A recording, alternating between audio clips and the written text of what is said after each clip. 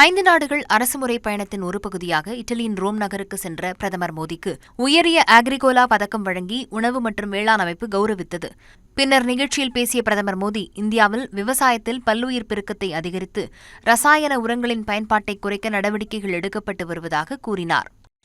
Future of farming केवल produce more में नहीं बल्कि प्रोड्यूस बेटर में है.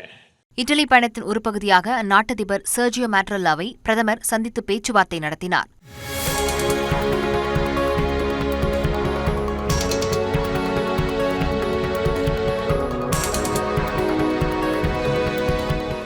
இரு நாட்டு உறவின் அடையாளமாக பிரதமர் நரேந்திர மோடியும் இட்டலி பிரதமர் ஜார்ஜியா மெலோனியும் இணைந்து பிளாக் மல்பரி மரக்கன்று ஒன்றை நட்டனர்.